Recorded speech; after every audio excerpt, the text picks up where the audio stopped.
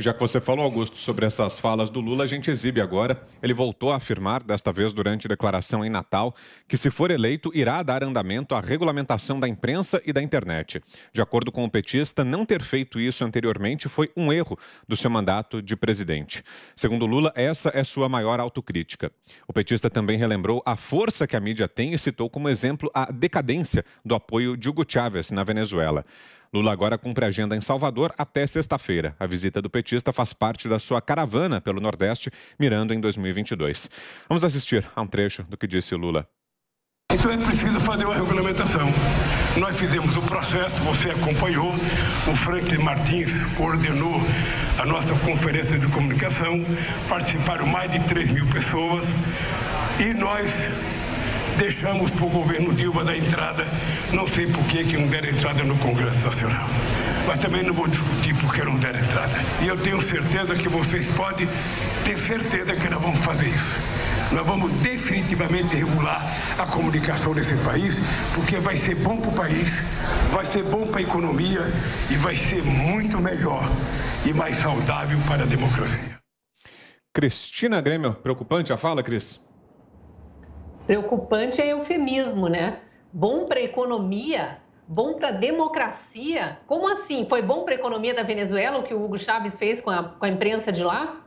Foi bom o que fizeram com a imprensa da Argentina também no governo Kirchner, Cristina Kirchner, que ela começou ali, eu lembro do Clarim, a duras penas ali tentando sobreviver e já todo regulado. Ela foi fazendo interferência no maior jornal ali para conseguir algum apoio.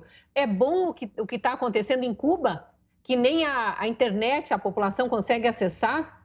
China, foi boa a intervenção nas redes de comunicação da China, Lula? A gente não sabe nem como começou essa pandemia. Ninguém acredita, o mundo inteiro duvida do número de mortos anunciado pela China, do número de contaminados. Ninguém sabe. Não existe mídia na China, não existe imprensa livre. Vai ser bom para a nossa economia, para a nossa democracia? Tem certeza? Eu acho ótimo que ele usou essa palavra certeza. Com certeza nós vamos fazer. Na cabeça dele, ele vai ser presidente, a imprensa vai ser regulada e o país vai deslanchar na economia. É bom que os poucos eleitores que ainda acreditam nele prestem atenção nessa pré-campanha, porque ele está em pré-campanha. Ele finge que não, mas ele está em pré-campanha. Ele não tem apoio. Ele fica lá falando para aquela meia dúzia de convertidos, mas ele está em pré-campanha. E está lembrando o que o Haddad já tinha prometido fazer em 2018, quando estava em campanha para a presidência da República também. E ainda deu uma alfinetada na Dilma, né? Na companheira Dilma. Não é o caso da gente discutir aqui agora por que não fez.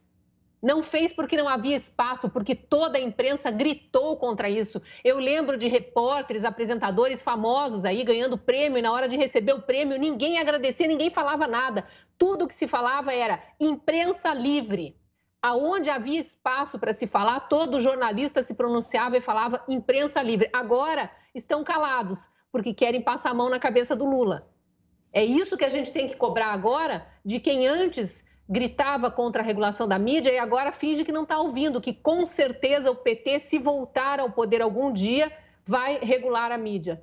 Dá até preguiça de comentar esse tipo de coisa, porque primeiro que é óbvio que ele não tem chance de ganhar. A gente vê que não consegue nem fazer campanha, nem fazer a pré-campanha dele, só tem correligionário do PT ali, ninguém mais ouve o Lula, e aí ele fica falando essas barbaridades, vai perder os poucos votos que eventualmente ainda tinha. Augusto. Eu acho que o Lula, com essas declarações, ele pretende inviabilizar a candidatura, né? Porque é muita burrice. Também para um cara que é festejado como grande intuitivo, né? Grande intuitivo que nos doou a Dilma Rousseff, por exemplo. Vamos lá. Em 2013, ele já tinha esse discurso. O Lula, ele visitou a Argentina e ao lado da Cristina Kirchner, a nossa viúva de tango, ele elogiou as medidas da Cristina Kirchner que se destinavam a sufocar financeiramente o Grupo Clarim. Quase conseguiu fechar o Clarim para sempre. Mas o jornal resistiu e quem acabou saindo foi a Cristina Kirchner, agora de volta como vice, né? A Argentina gosta de reprisar pesadelo. Espero que o Brasil não faça a mesma coisa. Pois bem, aí ele falou já na Argentina que lamentava não ter conseguido o que ele primeiro ele chamava o pessoal do PT de controle social da mídia e depois de regulamentação da mídia. São os codinomes da censura à imprensa.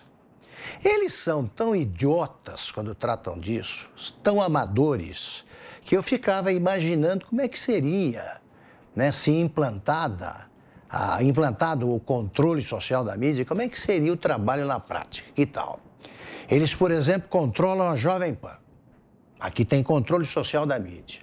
Então pega ali uns 3 ou 4 cretinos do sindicato de jornalistas que não conseguem emprego pela incompetência e manda para cá. Aí no lugar do Ubinha, eles decidem a pauta. Imagina. Então a pauta é essa, isso que é importante e tal. A gente se defenderia deles dizendo só o seguinte, então escreve a pauta. Não sabem escrever, não entendem de jornalismo e essa censura que eles ensaiam, ela é inviável, tá? Pela mediocridade. Censura é o seguinte, vai lá e faz um X e joga fora aquilo. Eu trabalhei sob censura e sei como é que é. Agora, se você entregar o controle para jornalistas incompetentes, o que você vai ter é o fechamento literal dos jornais. Não é o fechamento que significa que o jornal está pronto, não. É o fechamento literal. Imagina eles controlando um jornal qualquer e decidindo a manchete. Não conseguem. Se soubessem fazer isso, o jornal do sindicato seria grande. E não esse pasquim de quinta categoria que são todos. Pois bem, agora eles voltam com o novo marco regulatório dos meios de comunicação. O que eles querem? Impedir que se fale a verdade sobre eles. O que seria censurado, por exemplo? Lula é ladrão, Lula é corrupto. E é. E nós vamos continuar dizendo, isso aí não passa, é bom que o PT tire a máscara o quanto antes, que o Lula mostre quem é, porque aí eu quero ver a turma que fica dizendo o Bolsonaro é um perigo, porque o Bolsonaro vai fechar jornais, vai acabar com a liberdade de imprensa. O que é que ele fez na prática? Vamos julgar aí pelas palavras e o que ele fez na prática. Olha o sonho do Lula. Qual é? É acabar com a liberdade de imprensa. E os que apoiam o Lula, né, além de negar os inumeráveis crimes que ele cometeu, dizem que o Lula é a salvação da democracia brasileira. Começaria por aí, pela censura sobre qualquer tipo de liberdade, começaria a nossa caminhada que transformaria o Brasil numa Venezuela tamanho família. Você, Zé? É impressionante que um discurso assim seja feito nos dias de hoje, né? É mesmo de dar náuseas. Parece assim, uma volta ao passado terrível. Eu aprendi, Augusto, com o Antônio Augusto do Amaral, seu tuta. É uma posição que eu nunca me esqueço, de que não há diferença entre rádios. A rádio é feita de um microfone assim, fios, um transmissor. A diferença grande, meus amigos, é a credibilidade, é isso que carrega o nome de uma rádio. O que resulta mesmo é o serviço, é a prestação de serviço que a gente entrega, o produto que a gente entrega. É aí que mora a grande diferença. O controle social da mídia é uma balela, mas revela... Não, a gente não deve temer. O governo dele investiu milhões e milhões de reais numa TV linda, maravilhosa, cheia de empregos, que não tinha ouvinte. O que adianta? Tá, eu controlo essa TV, controla para quem? Quem é que sintoniza, né? Então, não há essa possibilidade. Mas revela o íntimo, revela a força de inconsequência com relação à história do Brasil e o principal ativo do ser humano, depois do direito à vida, é o direito à liberdade. E isso é tolhido. A democracia, se avalia um país democrático, não é só a eleição, ou com voto impresso, em papel, ou com voto em urna eletrônica. Não é isso. mas um conjunto de normas, inclusive eleições. Mas a imprensa livre, liberdade de opinião e expressão e uma série de pontos que constroem a democracia. Se alguém já faz um discurso contra a imprensa, que é um pressuposto forte demais da democracia, não está querendo a democracia. Se não quer a democracia, quer o quê ao se candidatar? Lula é candidato, está fazendo uma campanha esquisita, mas é uma campanha ao modelo antigo de dominar os donos regionais dos poderes, né? Porque o Brasil é fatiado em federações políticas. Cada estado tem o seu chefe. E é assim que ele está costurando a candidatura. E que o povo se dane. O povo vai obedecer o seu chefe regional. Esta é a grande aposta. Então, um discurso assim me cheira como uma coisa antiga, né? A bolor, uma coisa que já está ultrapassada. Não se pode, até pela prática, de usurpar da imprensa o papel de informar. Porque o mundo mudou. Ele não sabe, mas o mundo mudou. Hoje, qualquer veículo de comunicação é desmentido através das mídias sociais de um simples telefone que a gente traz no bolso. É uma arma poderosa. O mundo mudou, temos que nos adaptarmos a ele, né? E o Lula tem que se adaptar a isso. Não pode, mas é perigoso. Revela uma intenção horrorosa. Diga, Ana. Essa expressão, né, controle social da mídia, é uma expressão que deveria, pelo menos, arrepiar aí os cabelos de todo mundo, né, de qualquer um, marco regulatório, né, da imprensa. A gente sabe muito bem que roupagem que isso tem, né, o final. O problema para eles, né, como o Zé muito bem colocou, o monopólio da informação, esse monopólio acabou.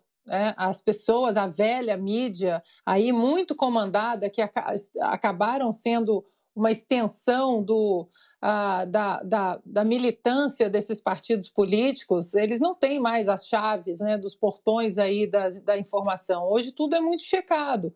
E eles perderam, ao longo dos últimos anos, com a tecnologia toda, o acesso, né, acesso fácil à informação, eles perderam exatamente aquela estratégia de dizer uma mentira 1000 vezes até que ela se apresente como verdade. Eles não têm mais isso, e isso, de uma certa forma, causa esse pânico. Agora, o mais assustador, né, dessa fala do Lula, obviamente que dele a gente já esperava isso, controle social da mídia, marco regulatório. O mais espantoso é o silêncio que alguns ditos jornalistas ou liberais, esse silêncio aí ensurdecedor por parte dessas pessoas.